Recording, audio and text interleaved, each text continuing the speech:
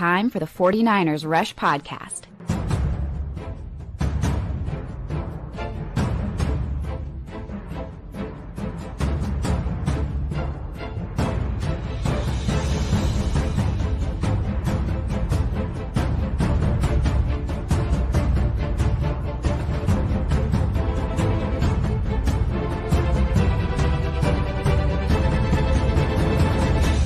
And here's your host, John Chapman. What is going on, faithful? It is absolutely incredible to be with you guys. It's Thursday, which means it's time for the coach approach, which means we're going to be talking some offensive line at some point. Ant, my man, how we doing today? Yeah, doing well. And it's interesting because you say offensive line, and the 49ers decided that they were going to put an offensive lineman that we were kind of hoping was going to be able to help this football team on IR, ending his season. So it is definitely a weird time, offensive line, defensive line wise in San Francisco. And I think we're just going to have to try to wait and see what happens. But hey, Spencer Burford, I think this is getting thrust on Spencer Burford. He's going to have to make something happen this year. Yeah, it's, so already just a couple real quick roster moves I want to put out there. The 49ers have added defensive end Damon Harris. He's not a pass rusher, 0 sacks and 6 seasons, run stuff in defensive end. Another defensive end, William Bradley King. Again, another run stuffing defensive end, wide receiver Malik Turner.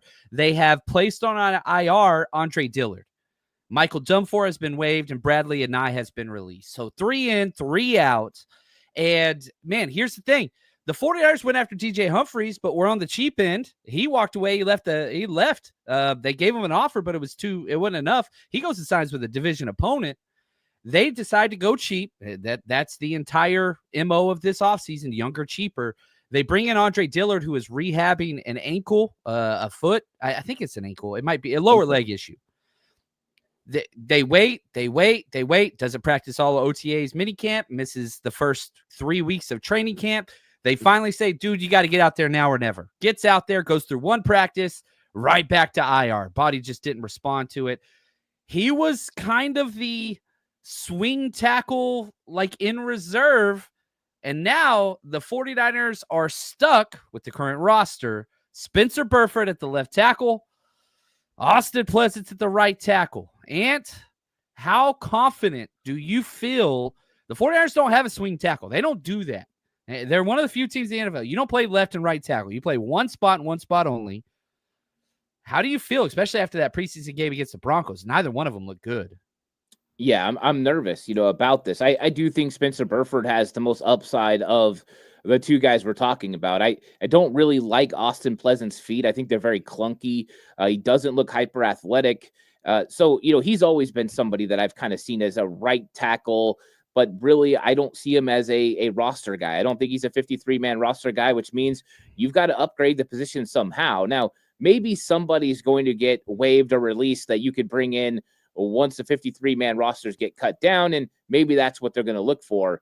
But I am nervous about the backup offensive tackle spot, especially because it's backing up Trent Williams, who, as much as we love Trent, he's like George Kittle. He's going to miss at least 2 games every single season with something that flares up, usually an ankle.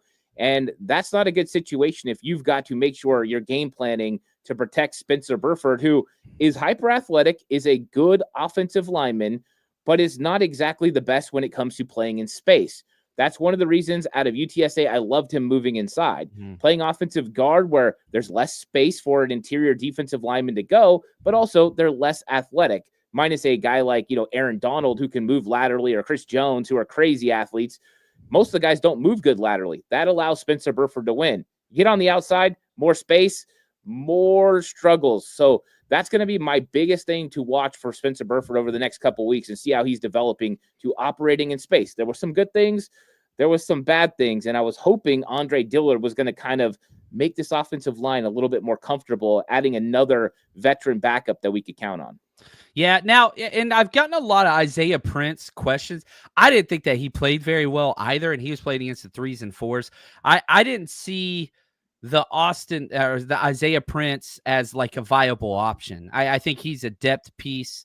He's a little bit more, he's way more athletic. I actually like him more at right tackle than Austin Pleasant. I don't think Austin Pleasant's scheme fit at all. I don't think that he should be playing for this team and this scheme at all. Those feet, they just got cinder blocks, glued to them. Like, you better not go swimming. You're going to sink. Like, it's not there. So Isaiah Prince, much more athletic, whatever else. But again, he's just getting snaps at right tackle. It's Spencer Burford, left tackle, Austin Pleasance, and then Isaiah Prince at right tackle. And now the only other option is if somebody gets cut or waived on the 53-man cut down, and then you swipe them, but they will have had no time in the system. So now you're hoping, you're casting a prayer, but I hate to say it, ladies and gents, it's going to be Spencer Burford, whether you like it or not. Like, it's just the way the 49ers do business. And especially, like you heard Kyle Shanahan on Sirius yesterday, man, we can't spend. We're not going to spend. We're going to roll that. Like, younger and cheaper is the motto. Don't expect it to change. So for everybody that's out there talking Gabe Davis or Amari Cooper or Odell Beckham Jr., no, like, that's not happening. They're signing Malik Turner. That's what you're getting. And it's going to continue to be that way. Now, you get into the season, and let's say you jump out to a 4-1 start or a 5-2 start, and you get closer to that trading deadline, then you can kind of push your chips in. But it ain't going to be right now. It's going to be a wait-and-see, cheap approach, bargain bin shopping that has permeated this entire offseason. Do not expect it to change. Did you have any thoughts on Isaiah Prince? Yeah, it's interesting. I thought he was playing tall. That was one of the things I noticed right away. Is I thought, man, this guy is supposed to be hyper athletic, but he's playing a little bit taller than I would like, and so I wanted him to kind of get down. He didn't look as flexible as I liked him playing at right tackle. I didn't think it was extremely good. I didn't think it was really bad. I kind of thought it was, right there in the middle, kind of, him versus, like you said, the threes. It wasn't like a overwhelming performance where I wanted to see more from him. So let's see. Maybe he's not quite in shape since he got to camp late. Maybe he'll round into form over the next couple of weeks, and we can start talking about him as a viable option to compete with Austin Pleasance. But I think right now it's scary to say, but I think it's more likely the 49ers keep more interior offensive linemen with a thought process of, we'll just let Austin Pleasance and those guys go. Maybe we'll sign one to the practice squad, and we'll keep Connor Kobe, and we'll keep those guys on the inside. And in case of an emergency, Nick Zakel, guys like Ben Bartz, all those guys have played offensive tackle at some point in their career. They did it with Burford last year. You just kick them out in an emergency, try to get through the game and figure things out. I think that's a real possibility with how this offensive line is currently constructed. Yeah. And, JP says, why do we sign players with injuries already? You're talking about Andre Dillard. You wanted cheap. And so you're going for, hey, maybe he could take these 2 months off. He can get better. We're going to pay super cheap price, which they did. But you get what you pay for. You get what you pay for. They were like, look, it's now or never. You got to get out there and practice or we're going to move on. He got out there and practice, couldn't do it. Body didn't respond. It's kind of the way you get. If you want to be cheap, that's what you're going to get. And yeah, or you could have had TJ Humphries for $3 million. Instead, you got Andre Dillard for $1 million. The difference is $2 million, and that's why you don't have a swing tackle. Like, that's what it is. You chose not to pay, and he's going to be starting for the Rams. He's going to be their starting right tackle. Like you could have had him. The same thing happened the year before with Kendricks, the linebacker, and he chose to go to Dallas and be the starter, and didn't have to worry about when Dre Greenlaw returned or whatever else. And, this is not the first time that this has happened. Now, I want to talk about something that just happened. And again, CJ West's knee buckled today at practice, joint practice today with the Raiders in 101s. Matt Mayoko, and it's been verified through several other Raiders beat reporters and 49ers beat reporters. Now, he was able to get up and walk off gingerly under his own and went and, he's been dealing with the trainers. Obviously, there's no news here, but this tumultuous training camp offseason of injuries just keeps getting worse and worse and worse.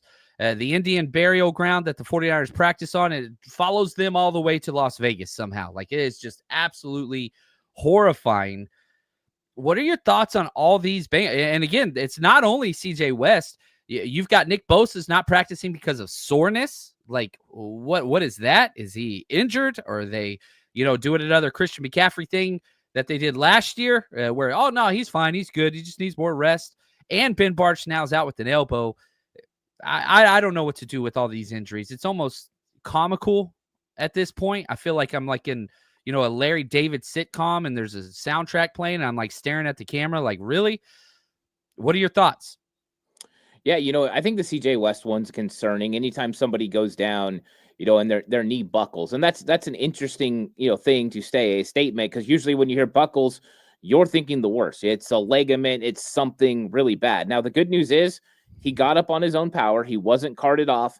This is a guy who's walking. Now, that doesn't mean that it's not something structural. But what it could mean is that he did like Mikael Williams. He hyperextended it, or he lost, his footing or something, and it just twisted the wrong way. But these are real risks when you're playing football. Like these ones in contact, right? He's doing a one-on-one drill. Like things happen. I think that's less concerning than some of the other ones that happen. Jacob Cowing just going through warm-ups, on air, and he just gets an injury. Like those ones are a little bit more frustrating, I think, for most. Now, when it comes to Nick Bosa, I'm not entirely surprised because I think with Bosa, it kind of comes down to I'm going to do joint practices if I'm not playing in the game. And so my guess is we'll probably see Nick Bosa for a few snaps in the game. So they're probably like, all right, you're going to rest. We're going to make sure you're ready to go. They have been very much paying attention to certain guys, Nick Bosa, Fred Warner, and, George Kittle, Trent Williams, Christian McCaffrey, Kyle Juszczyk. They are making sure that these guys are staying healthy. So it doesn't surprise me too much, especially with how Nick Bosa has taken a little bit of time off training camp the last couple of years. But soreness is a real thing that you need to pay attention to because if you push through too much soreness, you can have something come up. So I think some of it's Bosa, but we'll see. The injuries are definitely concerning. I mean, the 49ers just had a ton of injuries, and it's actually around the league. I don't want to bail the 49ers out, but the Chargers are dealing with crazy injuries. The Bills have a lot of injuries. It's a lot. Like a lot of guys are getting hurt. And the 49ers, it's because the 49ers have been consistently one of the most injured teams that keeps them highlighted. But it is another year just marred by injury. It's rough, man. Whether it's the training staff, there was a picture out there. I took a picture of the joint practices Broncos versus 49ers. And like I talked about how, man, the Broncos did a full team stretch for a full team period, static stretching, sit there, stretch your hamstring like together. Niners have never done that. And I got tagged maybe 20, 30 times today because the 49ers offensive line was doing some static stretching. Shout out to Raj for posting that clip. And everybody's like, see, they stretch, John, you're an idiot. And I'm just like, man, I count 6 people in that video doing the stretch. Like, I'm not saying they don't stretch. I'm saying at every training camp I've ever been to, I've never seen a team stretch, period. They do dynamic warm-ups, whatever else. It's just, I don't know what the answer is. I believe in dynamic warm-up before practice. I believe in static stretching afterwards. I understand that. I'm not saying that's why they're injured. I just thought it was interesting. Now, I do want to talk to you. Ben Barch, again, not playing. This guy has not been able to stay healthy. Kind of him and Isaac Guerindo's career path is similar. They've been injured every single year that they've ever played football. Now you've got Connor Colby taking reps with the ones. Nick Zakelj got demoted. I talked about this a little bit on yesterday's show, but Ant, I want to know your take. What is your overall feel on the guard rotational depth chart with Ben Barch healthy and Ben Barch out? Yeah, I think with Ben Barch healthy, I think right now he's still the presumed starter. I think that Connor Colby's making a move, but I still believe that Nick Zakelj is ahead of him. I think that what they're doing right now was structurally, they wanted Nick Zakelj to get the second team right guard snaps because that's what he's going to do during the preseason game. Because I do expect them to play their first team offense. They wanted Connor Colby and Nick Zakelj to be that second unit with the guards. Now with Barch out, it's going to be interesting, and I think that Nick Zakelj could move back to left guard, or they could go and see what Connor Colby could do. This is a great opportunity for him to go out there in the Raiders game, and maybe the Raiders are going to play some of their ones and then get a look at what he can do against actual ones and not the 2s and 3s that he was playing against. So it's not a bad idea to take a look at it. I think if you ask them right now, Zakelj would be a little bit ahead. Now, where it gets interesting is if Ben Barch is going to be out, and Ben Barch is not going to be a guy that you can rely on at left guard, do you really want Nick Zakelj to be your starting left guard? This is what I brought up on the episode yesterday that I did, but I started talking about, John Feliciano is out there and he's saying he wants to come back. And he said when John and Kyle feel like they've got the 53-man roster figured out, they can call him. And I think that is a realistic option if Ben Bartch is not going to be your starting guard, that you do call John Feliciano. The only way you call him is if you want him to be a starting guard. I don't personally believe that Connor Kobe is ready to be a starting left guard in the NFL. I think that there's too much that he's still got to work at. I do believe he's a rotational NFL guard right now, and I think he could work into being a starter. But I worry about Nick Zakelj or Connor Kobe being our starting left guard, and I think that that's something that's going to play out over the next couple weeks. But I think we're hoping Ben Bartch comes back, but we're going to worry about the injury concerns all offseason. Yeah, what do you do there? I mean, Feliciano was the guy you brought back last year on a 1-year deal and basically did the Andre Dillard injured. You finally give him a chance. Body doesn't respond. He has to retire. Now he's like, all right, bring me back. I'm not so sure I want to do that personally, but it's a nice break glass in case of emergency if that's there. We talked Connor Colby, and you said you don't think he's ready for starting role, and I don't think Drew Moss is in this conversation either. But man, that tape was good. If you're having to carry all these guards because of injuries, if for some reason you cut Drew Moss like you did last year with Jared Kingston, man, do you think that he will slip and be able to be brought back, or do you think somebody claims him like Jared Kingston last year? What's your playbook for the roster management? You can't keep Zakelj. You can't keep, Bartch, Zakelj, Connor Colby, and Drew Moss. No team in the NFL is going to keep, plus Dominic Putin. No team keeps 5 guards. Somebody's going to be cut. So if you do cut Drew Moss, I'm not saying they should, but do you think that he makes it back on this Niners roster? I think he is right now on the outside looking in. I think he's still a very developmental player. I think there was a lot to like from what we saw at the game. Especially in the run game, I thought that he was doing a very good job. I thought when it came to pass protection, there were certain times where it was a little shaky, and you could see that there were some struggles. And I think that was one of the things that the Carolina Panthers saw with Jared Kingston was he was a really good pass blocker. And some of these teams value pass blocking over run blocking. So it would take a certain roster. And remember, they have to carry Drew Moss on their 53-man roster if they claim him. So it'd be one of these bad football teams. It's always the possibility they could. They like taking guys from the 49ers because they're usually able to fit into most systems in the NFL, especially with Shanahan's system kind of infiltrating the entire NFL. So it's a possibility you can lose him, but I think it's more important to make sure you keep Connor Kobe. And I think with some of the question marks about, Ben Bartch, that's making it more difficult to say, we can move on from a Nick Zakelj because we have, a guy that's there ready to start. But now you have to be like, well, Nick Zakelj is a little bit better than Connor Kobe right now. He's still a better option to start. And I think that's tough when going with roster building. And how many offensive linemen are you going to be able to keep? 8? It's going to be tough. Now they might keep one less offensive tackle because of the injury to Andre Dillard. Maybe now they only keep Spencer Burford. But I still think it's tough to keep Moss because he also doesn't have any versatility to move outside to play tackle. Yeah, maybe he could move inside to center, but man, you're kind of log jammed there with Jake Brindle. Matt Hennessy's look good, and Drake Nugent hasn't looked bad, but I don't think Drake Nugent has a chance to make the 53. That is a release to bring back to the practice squad, if anything.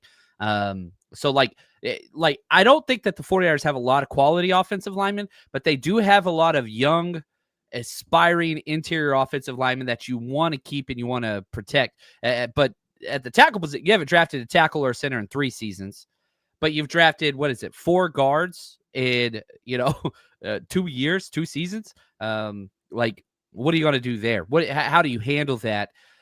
One of the many problems, but one of the critiques is, they don't draft offensive linemen. They do draft guards. They just don't draft tackles. They don't draft centers. So yeah, we got to see what that is. And, this youth movement, thank you, JP. It's where the 49ers are. And you got to see how that goes. And I'm with you, Big Brick. Colby has the upside much more than Zakelj. You have Zakelj for 1 more year. 1 more year. Now, the problem is, who do you play week 1? You play the Seattle Seahawks in Seattle, who has Leonard Williams, Byron Murphy, first-round draft pick last year. They've got a ridiculous amount of force up front.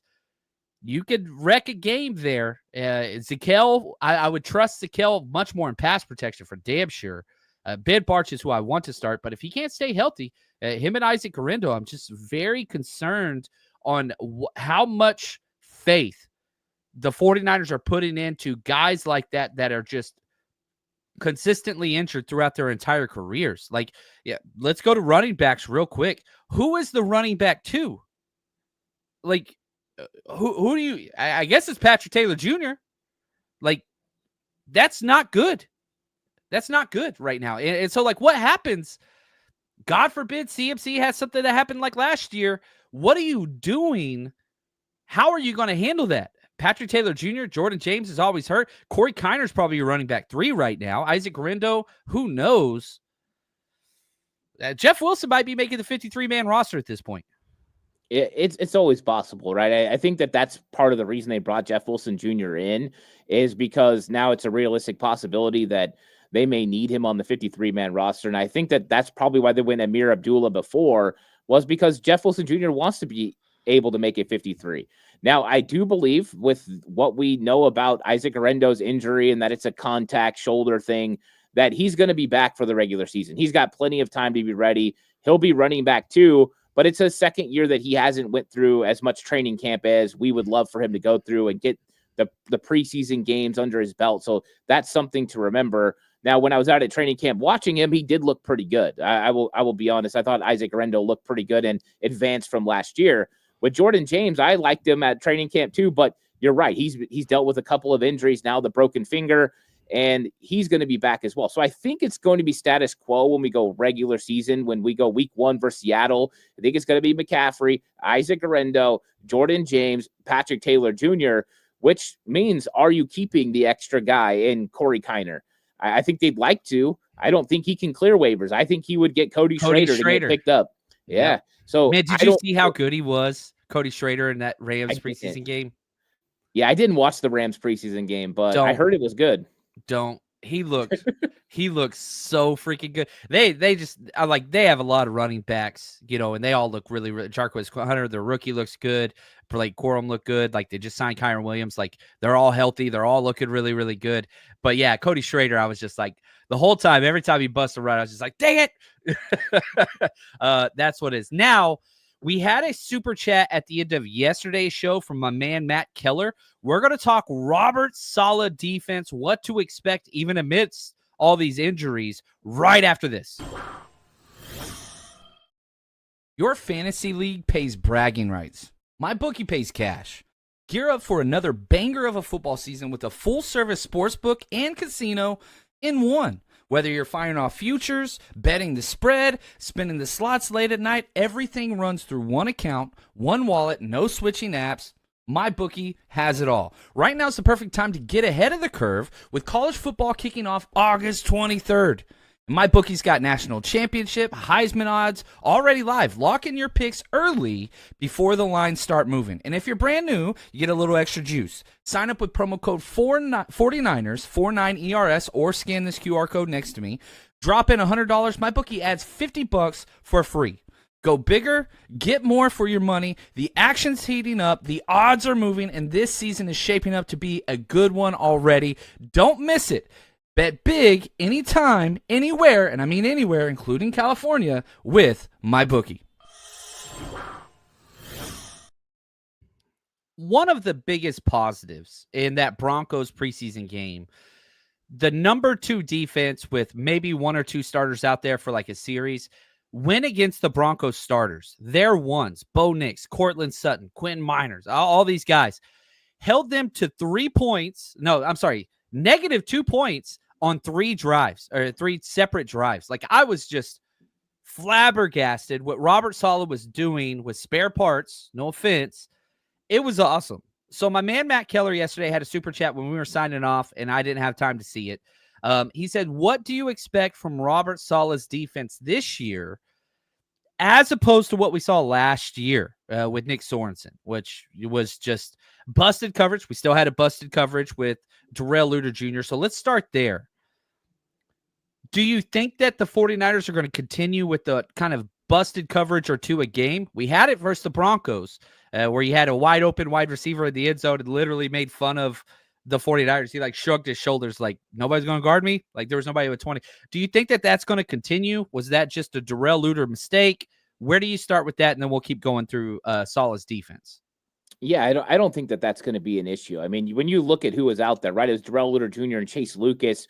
With Chase Lucas kind of coming on the field late, there was a little bit of a situation there where Nick Martin ran off late, Chase Lucas came on, and sometimes things like that happen. But I mean, Darrell Luter Jr. is let's make no mistake, he's a fringe NFL player at this point. I don't know if he's going to make this roster.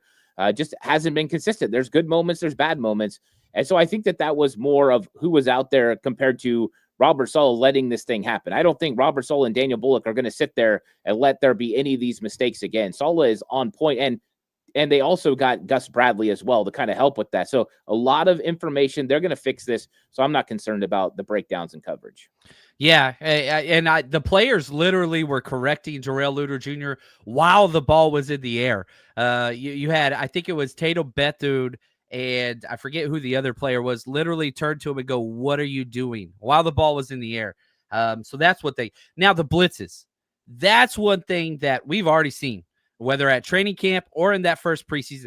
Blitzes will be effective. Nick Sorensen was allergic to blitzing, and the only blitz he ever did was a nickel blitz that was completely telegraphed way before. You'd have freaking Devondre Campbell mirroring the man motion to signify man. Then you'd walk up the nickel corner, and it was just like, what the hell are you doing, man?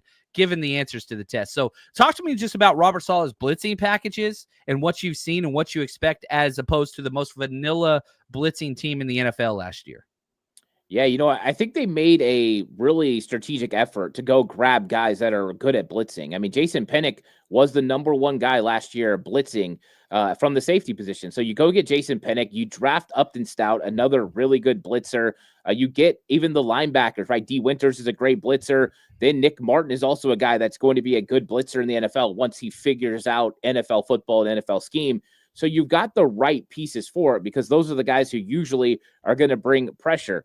What I love about Robert Saleh is it's not just the blitz, but he also has something else going on as well. He will have some sort of a line stunt or he'll figure something out. So his packages aren't vanilla, like you said. They're not telegraphed. They do a good job of disguising. He loves showing, these double-A blitzes and then bailing out. Sometimes somebody comes, sometimes they don't, and it could be somebody else coming. It's varied, and I think that's one of the easiest things. You don't want to let NFL quarterbacks, and most of them are going to figure it out anyway because they're just that good. But you want to have the offensive line guessing. You want to engage these running backs and tight ends who have to come up and help block and not be able to free release. And all these things give your defensive line time to win. And I think that's what Robert Saleh is going to do. So I love the approach, and I think we're going to get even more complicated blitzes as we move through, as these guys get kind of used to a system. And we all know it's preseason. You're not showing everything you've got in your arsenal, but I think there's going to be a lot, and I think they're going to be successful with the blitz as well. Yeah, and the thing that will be prioritized by Robert Saleh is stopping the run, and you saw that in the first 4 draft picks, right? Mikael Williams, run stuffing D-end. Alfred Collins, run stuffing DT. Nick Martin, run stuffing linebacker. Upton Stout, run stuffing nickel. You look at free agency. That's what they did.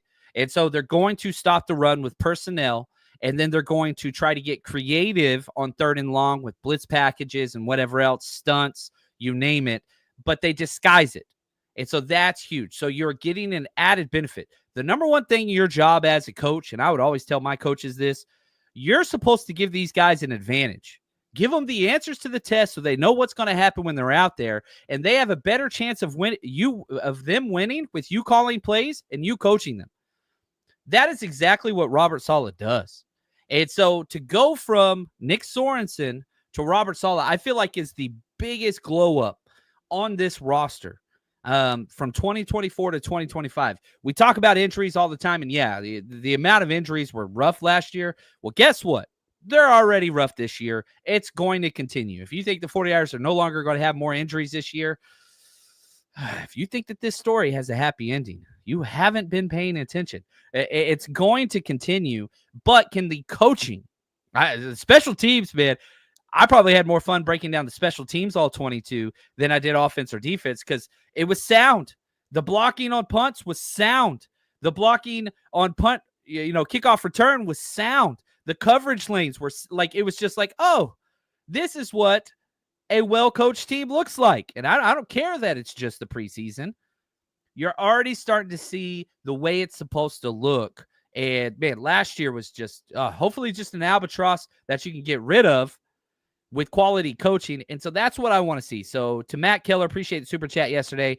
I think you're going to see competency. I think you're going to see a lot less busted coverage, a lot less kind of telegraphed blitzes and schemes. And I mean, Nick Sorensen never once figured out how to stop bunch trips. He never once the entire season. It started week 2, Minnesota, and it went all the way through the entire damn season. That's what I want to see changed is, man, teams got to get creative to beat this Robert Saleh defense, and that's what I'm excited about. That's what I want to see. There's still going to be some frustrated times. There's still going to be some 3rd and longs given up, and there's still going to be a few busted coverages, but it's not going to be a weekly offense, a weekly just repetitive thing. So what is your overall expectation? Like 1 through 32, there's 32 teams in the NFL. Where is kind of your over-under expectation on where this 49ers defense will end up as far as just total defense? Like, do you see them as a top 5? Do you think 7 to 10? Like, where is the ant scale of where you think the 49ers defense will finish total defense 1 through 32? 1 being the best, 32 being the worst. Yeah, I think, some of it depends on health. I mean, if you've got a healthy Nick Bosa, Fred Warner, a Bryce Huff, I do think he's going to be very important for this team. Mikael Williams, I think that they could be somewhere in that 12 to 15 range. I think they can make a big jump. And, and depending on how they're able to stop the run on early downs, that could influence what happens on 3rd down, getting off the field. But I think some of it is also going to be determined by Kyle Shanahan and this offense. If they're able to move the ball, if they're able to shorten the game, that's going to make it a lot easier on this defense as well. So I think it's one of those complementary football things, field position, all those things are going to put the 49ers defense in certain situations to be successful, less turnovers, all that stuff plays into it. So I think 12 to 15, I think Robert Saleh makes an instant impact in how they play. But I think there's still some question marks that need to get answered. There's some young players that need to prove that they're ready to go, whether it's a rotational piece or in Mikael Williams' situation, a starter. I think that there's still questions, but I do like this defense, and I think Saleh is going to have an impact on it. And 12 to 15 might be good enough, depending on what the 49ers offense does, to win a lot of football games. Yeah, I think the top 5 is a little far-reaching with how much youth you have. That you are expecting to contribute. But I don't see an issue with kind of that 7 to 12. Look at Kawachipto as soon as I said it. That 7, that's my burner account, I swear. Except if I was smarter, I would have Kawachipto's takes. That dude knows what he's talking about. But that's kind of where, like, better than average, slightly above average, and consistent. And knowing who your identity is, that's where I'm just like, yes. And, one of the things about a Robert Saleh defense is they always get turnovers. And so you're hoping that continues. And yeah, top 12, that's where I want it to be as well. Now, real quick, sorry, JP, I saw this earlier. When are you going to do your show so that we can bet with you, John? Yeah, so what we do is I post my bets every single week, week in, week out on our Patreon and on the 49ersrush.com. That is available on there, that Jerry Rice tearing up. Always tease 1 or 2 bets, but I will do a full season-long betting special after the initial 53. So those 2 weeks, when the preseason's over, they do the 53 cut-down roster. They make the practice squads. I usually wait till right after that so I can kind of analyze the 49ers roster and their opponents and whatever else. And then I post all those bets. I'll tease a couple on here for free. But if you want to bet with us, that's going to be on our Patreon channel. And look, I also want to say this. And in the 49ers cutback, when you guys arrived on the scene, you guys have come a long way, man. It used to be you and your buddy, who was always up there, and I freaking love that dude. But now it's Ant, and man, your Patreon. Can you talk for a second, just real quick, where they can find it, what you're working on, what's going on there, because we got to support 49ers Cutback. It's too damn good a channel, and you're going to learn too damn much stuff if you watch it. Yeah, 49ers Cutback on Patreon. It's 49ers Cutback /Patreon. And right now I'm doing all the film breakdowns, and I found myself going too deep a little bit, John. I got into full coach mode where I'm like evaluating too many of the players all at once. And so I looked up after the first video, and I think I made it through like 2 drives, and it's like, oh my gosh, I've been breaking down every single player. but that's how I kind of do it. I get real in depth on who those guys are. And then I'm going to be ramping up some of my standalone shows. I've been putting a little bit on there as well, so you can get standalone shows. I have another one that I do with somebody else that I bring on, and we do a show, especially during the season, and that's going to start ramping up again. So plenty of stuff on Patreon. And like always, if you have requests, you want to see certain stuff, you can hit me up on Patreon, and I'll make sure that I get to it and put it out for you. A man of the people. I love it. Now, I got a question from my man, James K. He emailed me, and he says, hey, Chris Forster, the offensive line coach, is it telling that Forster hasn't really developed anyone as an offensive line coach? I talked yesterday about only rookies have started week 1 for the 49ers. You had Dominique Pooney and Spencer Burford. But so the question I want to pose to you, who do you attribute? I have 2 guys that Chris Forster has quote unquote developed and increased their ability from start to finish with them. Does anybody come to mind to you that Chris Forster has developed into a quality offensive lineman?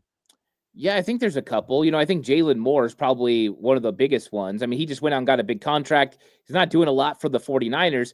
I think another one is Colton McKivitz. I mean, Colton McKivitz, when Chris Forster first took over for John Benton, McKivitz got cut. A lot of people forget he went to the practice squad and they made him earn it. And when he got back, they've developed him into a player. So I think that those are a couple. I think you could take a look, and I know we're not huge fans of Jake Brendel, but Jake Brendel's become a competent NFL player. And that was a Chris Forster develop. I think he has developed, several players and helped increase. You could probably throw Aaron Banks into that as well. Because when Banks is healthy, Banks does pretty good. And if you go watch Banks as a rookie, there was a long way to go, a long way. And by the next year, he was a lot better. So I think there are a few guys you can find that Chris Forster has definitely enhanced their abilities and helped them become better NFL players. At what level, I don't know, but he's definitely helped these guys a little bit. Yeah. The 2 names that came to my mind as these are who have been developed, Colton McKivitz and Laken Tomlinson. Those 2 guys, with where they were to where they are. I think Chris Forster's a damn good coach. I think he's a little too loyal with friendships, and I love coaches that build friendships with players, but I think that it could be a negative if that halts your evaluation process, which is like a Shanahan staple. If you're a Shanahan guy, he don't care if you suck. And I think Chris Forster is like that too. There should be competition at center right now, but the fact of how much they love Jake Brendel, who's a locker room standout, Iron Man, smart as hell, great dude, but the play doesn't match it. There should be competition. And what were your thoughts on Matt Hennessy? Because I watched a lot of Matt Hennessy play in that Broncos game. I thought he was decent for sure. I don't think that he was as dominant as Connor Colby or Drew Moss, but it was man, this is some quality center play, competent center play. Gave me a lot of confidence in Matt Hennessy. Yeah, I mean, we probably should put him in the mix, to make this football team, because you want a center guard combo, and Matt Hennessy can do that. I think my biggest question marks for him are the second level blocking. I think he does a really good job at the point of attack. He gets more movement than Jake Brendel does. But what's he going to do when he gets to the second level? I thought that there was a little inconsistencies, but he's also got to find his marks. He's got to find his landmarks. He's got to get there. And there's a lot to figure out. So maybe it's going to improve, but I think he's in the mix to make this team, because you need a versatile interior offensive lineman. It's got to be Nick Zakelj, or it's got to be Matt Hennessy, because you need a backup center / guard. And that's what kind of helps these guys with their opportunities to make this roster. Yeah. Well said. And just real quick before we move on from interior offensive line talk, could Moss potentially develop into a solid center, in your opinion? Do you think guard or center is Drew Moss's kind of best position to be at? I think he can play either one physically. My question marks would be for him playing center is, how is he when it comes to the knowledge of the game, right? The mental part of it, because that's one of the big parts of playing center is understanding where blitzes are coming from, being able to move protections. There's a lot of that when it comes to playing center. So if he's able to do that, one of the reasons we love Nick Zakelj was how intelligent he was coming out of Fordham. That's one of the things that if Moss has got it mentally, and we don't have the insight on whether he does football-wise, that will play a determining factor if he could play center. But physically, he's definitely got the tools to be able to do it. Yeah, he looked good, man. He looked really, really good, if I'm going to be honest. Like, it's just that anchor ability is what stands out. Whenever you can kind of go out there and just deny bigger players consistently, and you get that anchor step in and all that stuff, it's just, it just looks right. And, being 6'3", 300 pounds, kind of that shorter guy, usually those are your centers, especially with Brock Purdy being a shorter guy, whatever else. I think that it's a possibility. Now, what I want to transfer to now, and I'm pretty excited about this, I want to talk 49ers Raiders. What are your expectations for the joint practice that's going on now? We've got a couple updates out there. Again, if you just joined the show, CJ West had his knee buckle in 101s. He went to the training temp, walked off on his own. No new updates there. But what is it that you want to see from the starters? Who do you want to see play? Who do you think won't play? All those things right after this. Hey, Niner faithful, if you're looking for tickets to see the 49ers play this season, TickPick is the destination for the best deals you'll find on tickets with absolutely no hidden fees. TickPick guarantees the best price on tickets to every NFL game and beyond. Download the TickPick app and use code NINERS, NINERS, at checkout to save $10 on your first order. Again, that's code NINERS. Get your tickets ready today to cheer on the team with the rest of the 49ers Rush community, and all of our events for the 49ers Rush road trip are sold exclusively on the TickPick app or tickpick.com. Just search 49ers Rush. All right, the 49ers are practicing currently in Las Vegas with the Raiders. You're getting some snippets of, supposedly Upton Stout laid out Brock Bowers, Fred Warner's Fred Warner. Jeff Wilson had a big run today in team. Lots of different, Aston Genty had a huge run today in team as well. But what are your expectations in this week 2 preseason game? Do you think that the 49ers are going to finally play all their starters? Last year, they had about 11 snaps for Brock Purdy and most of the starters. What are your thoughts on the usage in this preseason game that's going to happen Saturday?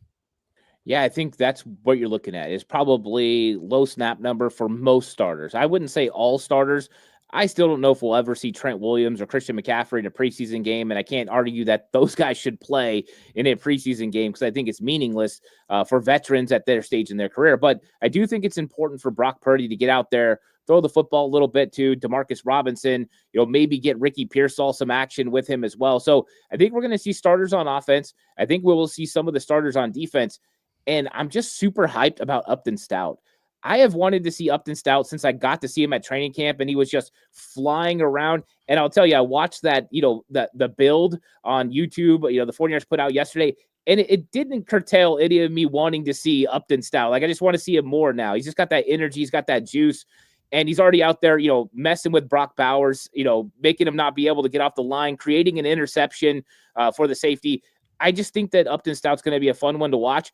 And it is very important that we see guys like Upton Stout, Marquis Siegel, Jason Pennick develop. Because if these guys are ready to roll, that makes this 49ers defense more formidable. And that's what the 49ers need. That front is going to be pretty good, I think, with the pass rush on the edge with Nick Bosa, Bryce Huff, and those guys. But having that back end is going to be very important. And Upton Stout's a big reason why it could be really good.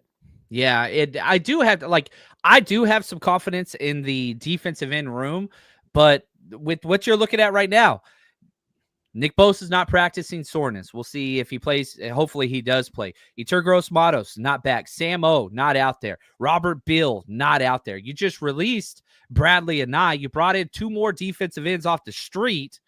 Like, I don't want to give a pass to the defense and what's about to happen with the preseason game, but there's going to be some big runs from the Raiders because you're just out defensive linemen, defensive ends. Like, the injuries, the biggest problem with the 49ers isn't the amount of injuries, which are ample. Don't get me wrong. It's that they're stacked all at the same damn position. It's all your running backs. It's all your wide receivers. It's all your defensive ends. It's all your defensive tackles. It's all your corners. The other positions are relatively okay. Like the linebacker room, I have more confidence in the linebacker room than almost anything. Like, somebody asked me yesterday on the show, Ant, who are the 3 guys that we cannot afford to miss? And initially I was like, okay, well, Brock Purdy, obviously, Fred Warner, obviously. But then I was like, no, wait a second. Mac Jones has looked really damn good. Not that Mac Jones is better than Brock Purdy, but that drop-off isn't near as drastic as several other positions. And I was like, well, Fred Warner. And I was like, well, actually, you know what? Tatum Bethune playing Mike looked phenomenal. He looks so damn good. Luke Gifford looks incredible. D. Winters looks great. Stone Blanton's playing what, like, not saying that, we couldn't, a Fred Warner injury is a good thing. That's not what I'm saying at all. He's the best linebacker in football. But the drop-off, you have quality depth behind them. But then you get to Nick Bosa, you don't have the quality depth behind him. You get to the, wide receivers, obviously not. You get to the corners and Diamador Lenore, no. You look at Trent Williams, no. Like, there's several positions on this team where quality depth is not established. And that is a major concern. And, pinching pennies in the offseason, this is kind of what you get. But let me tee that up for you. Who are the 1 or 2 guys that if they get injured, the Niners do not have an answer for on this roster currently? I think George Kittle stands out huge with how much he's going to be dependent on early on in the season, especially with Brandon Ayuk out, the Demarcus Robinson suspension. Who knows what's going to happen with Jawan Jennings? I expect Jennings to be ready, but that's a little bit of just looking ahead. I think that George Kittle, the drop off as far as receiving tight end, I think that Luke Farrell will do a good job blocking. I don't have too many worries about that, but Kittle's influence on this offense and really his chemistry that he's developed with Brock Purdy. I mean, I don't think we've seen a quarterback go to George Kittle this much in training camp since Jimmy G, when those guys were kind of having their little, love thing going on where he just found him. And, Kittle's going to be a big part of this offense. And this offense is going to move through Kittle and McCaffrey early in this season. So I think that one would be huge for the 49ers to potentially lose. And then I think after that, it gets a little bit more complex. I think that I would worry about Fred Warner. And I do agree with you that the linebackers there are definitely a lot better than they were last year. When you look at the depth, you look at the starters, there's more depth. I think we got 4 very solid linebackers and then a guy like Nick Martin who's going to try to emerge. And then the question mark is who's the last guy, but a lot of depth. The reason I say Fred is energy-wise. Fred Warner has been the one that has kept this defense motivated and energized even when Dre Greenlaw was out. And so I do think they have other guys, Lenore and Upton Stout, and those guys who can kind of do that a little bit, but Hufanga's gone, and he could kind of carry that load a little bit. So I just think they need Fred. I think there's a stabilizing force to having Fred in the middle, kind of putting everyone in the right spot. So Kittle and Fred are the 2 I definitely worry about the most. Yeah, and, Luke Farrell didn't play a lot in the Broncos, but he didn't play well. And so I thought that he's been great in training camp. And I think that the way in which the 49ers are going to kind of mitigate that early season, lack of wide receivers, if Juwan can play or not, if Demarcus Robinson gets suspended or not, if golly, the injuries of the wide. But the way you mitigate that is 12 and 21 personnel. Like Kyle Juszczyk, once he gets fully back, he's going to be out there a lot with a lot of CMC. So 2 backs, 1 tight end, or 1 back and 2 tight ends with Luke Farrell. That way you only have 2 wide receivers. And if your 2 wide receivers are Ricky Pearsall and Jawan Jennings or Demarcus Robinson, that's okay. I don't have a problem with that. The thing that I do have a problem with, Ant, is if Demarcus Robinson gets suspended for the first 3 games and doesn't get the Chiefs' treatment of Rashee Rice, and Jawan Jennings doesn't play week 1, which I think he will, but man, if it's Ricky Pearsall with no Jennings, no Demarcus Robinson, no Ayuk, Jordan Watkins is going to be coming off not practicing for a month. Like, I don't want Ricky Pearsall and freaking Russell Gage, who's had another good day, according to, Twitter reports out there at practice. Like, that's great. I'm happy for Russell Gage. I don't think that he's a starting wide receiver week 1, but that's kind of stuck where you're at.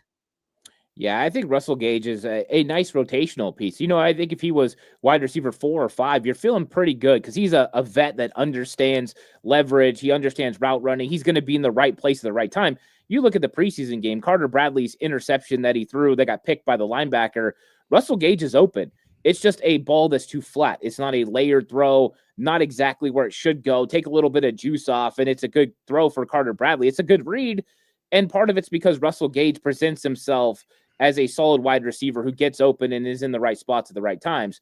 We love that about him, but you worry about the dynamics too, right? The thing that we love about the 49ers wide receivers is Jawan Jennings has big play potential. Ricky Pearsall has big play potential. Russell Gage doesn't have big play potential. He has, I'm going to catch the ball, I'm going to convert, I'm going to get a first down, or I'm going to get 6 yards. That's what he does. So you kind of lose some of that big play potential that has been huge for this 49ers offense, whether it was Brandon Ayuk or Deebo Samuel or Jawan Jennings. That's what kind of made it special, that yak ability. And Brock is still built to do that in this timing offense. So I think you lose a little bit of that aspect. And Jordan Watkins' injury kind of plays into that, because I think Kyle Shanahan was pretty honest with him missing. He's not going to develop enough to be ready to produce for the 49ers early on in the season now. It's going to stunt his growth. And I think that's a little bit frustrating, because he was definitely coming on and showing that he had the potential to be a guy that could make some plays for the 49ers when Brandon Ayuk was out. Yeah, man, I hope it happens. And Lee says Jennings plays hurt with no new contract. He's got a pretty significant roster bonus. So if he does sit out, like, he takes a couple $100,000 pay cut each game, which is significant. He's made $10 million in his career. Not saying that's nothing, but it's not like he's one of these high paid free agents. He was a 7th round pick that got cut, did the RFA thing for a few years. Like, he's getting paid ample money on the extension that he already signed. I do expect him to play. You know, he posted the pic of getting treatment on his calf today for whatever reason. Like, I think he's trying to say, like, look, I obviously was hurt, but do you expect he suits up week 1? Jawan Jennings? Does he play week 1?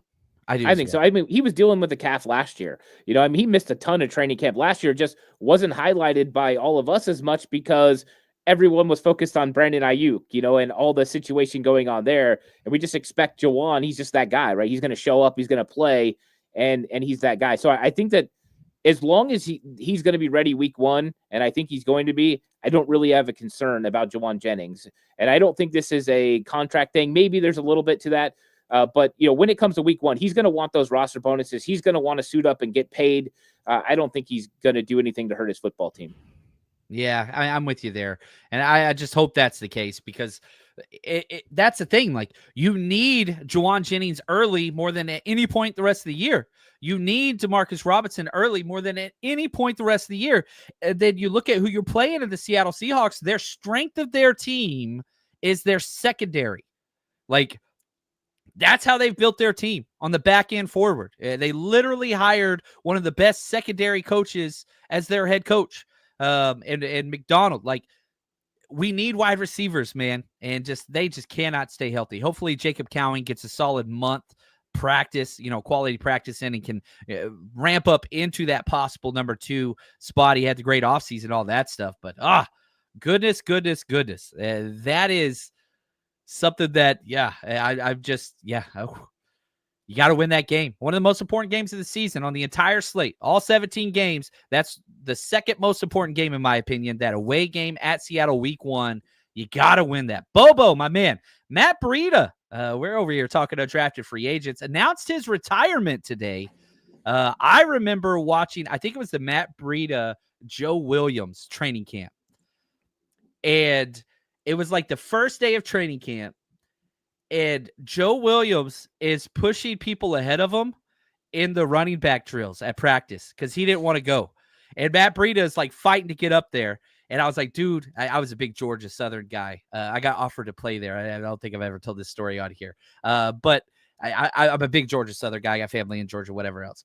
And so, like, I knew who he was. And, you know, you had Jerick McKinnon before him. They ran the triple option. Matt Breida was a beast and all that stuff. And I was like, dude, Matt Breida is making this roster. And he did, sure enough. Joe Williams never got one carry despite being a 4th-round pick. But that dude didn't want to be here. I just – could you imagine – like seeing a guy you drafted the 4th-round rookie pushing people in front of him in the running back just rotational drills? Like, dude, I don't want to go. I didn't want to be here. Anyway, so congrats to Matt Breida and his awesome 7-year career. I absolutely love it.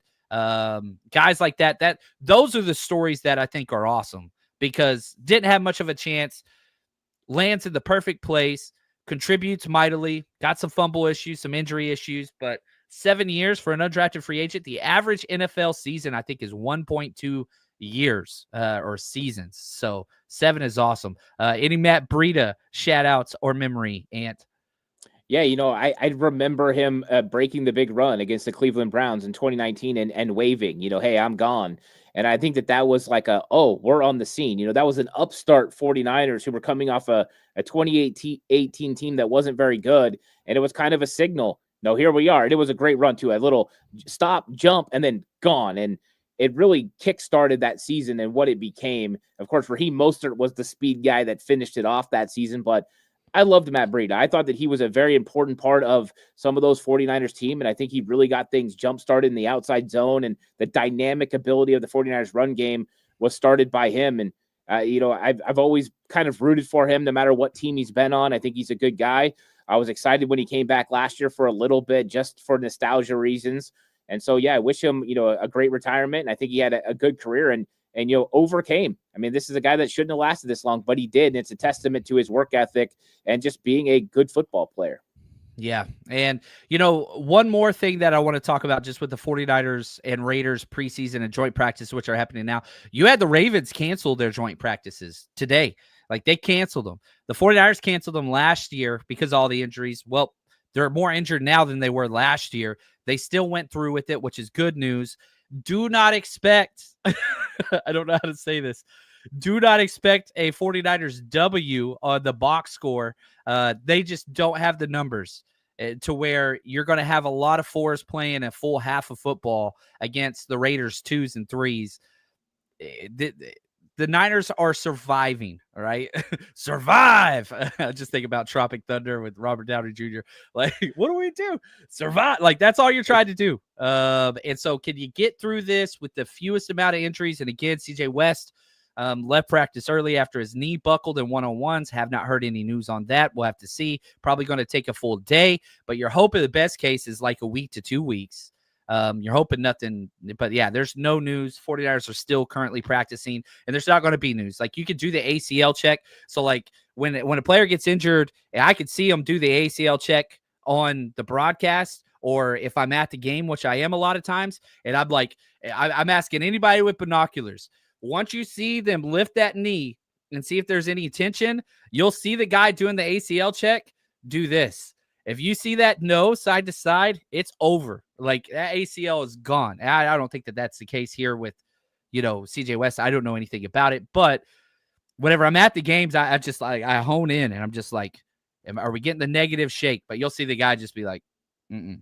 And then it's just like, yeah, that sucks. That player's done. But anyway, they are dropping like flies. Hopefully they survive. And before we wrap it up, I got one more announcement. Anything else that we have missed today or that you feel is important for us fans to know about this 49ers Raiders weekend? I think the main thing is it's all about evaluation for the coaching staff. They're just wanting to look at players. And so when you see the score and things like that and who's playing, it's all about evaluation. That's what they look at. They don't care if they win preseason games. If they do, great. If they don't, that's okay too. So just remember that. And these guys are competing. These guys are practicing. They're going to make mistakes, especially young players. But let's see who got better from last week. And that's what it's about. It's about stacking reps. It's about getting a little bit better every single week. And that's what I'm kind of the most excited about, is see which guys got a little bit better and maybe getting a taste of some of the guys we didn't get to see. Maybe an Upton Stout, a couple of those other guys. I think it's going to be a fun weekend. Oh, I'm excited. I fly out tomorrow morning, so I'll be out in Vegas. I want to see the game. You know me, I love some Vegas and some blackjack and pool parties. I can't help it. It's what it is. So, yeah, I'll be out there. So if you're out there in Vegas, just hit me up, and man, maybe we can meet up for a drink or whatever else. And look at Raj. He's over here, week 1, pumped for Frank Gore. That is right. We're going to have Frank Gore out week 1 at Seattle, which I am just so excited about. Seattle has been screwed over with nothing but Thursday games 3 years in a row. So the 49ers Rush road trip is going to be up there in Seattle, having a great time. Frank Gore's going to come party with us, and we've got the awesome tailgate. It's the whole weekend. We got you. We'll be at the press box, which is 1 block south of the stadium. We'll tailgate together, premium tailgate, unlimited drinks, food, seltzers, beer, premium alcohol. This is a premium tailgate. And then we do a stadium walk together. We'll be giving away, I think I have 22 jerseys autographed to give away for competitions, trivia. Kids are always free. I'm putting together, this is what my life is now, Ant. I'm putting together 49ers coloring books for the kiddos that come to our events so that they got something to do why we are there. And I also saw the comment right here. Yeah, New Orleans, baby. We are going to be out in New Orleans as well week 2. We're on Bourbon Street. We're going to be at the Drinkery on Bourbon Street Saturday, the day before the game. And then our tailgate, the most I have ever spent on a tailgate in my life. It is my birthday, and we're going to be out there. We have a seafood station, unlimited drinks, unlimited everything. Oh, I cannot wait, man. It's going to be great. So the 49ers Rush road trip this year is going to be in full effect. All you got to do is go to the TickPick app, and whenever you're there, search 49ers Rush. All of it pulls up, or it's in the link in the description or audio of, wherever you're watching or listening this. We're going to be at all of the games, the away games. Every single one of them this year, we will be there hosting events so that if you go to any away games this year, you are not by yourself. You are partying with the faithful and having a great damn time. I cannot wait. It's going to be a blast. And thank you so much for your time, your expertise, and thank you for not having all the stupid hot takes and just being a man of the people and helping us learn about football. You are the man. Go catch 49ers, come back wherever you can. And for us, that's going to do it. And until next time, stay strong, faithful.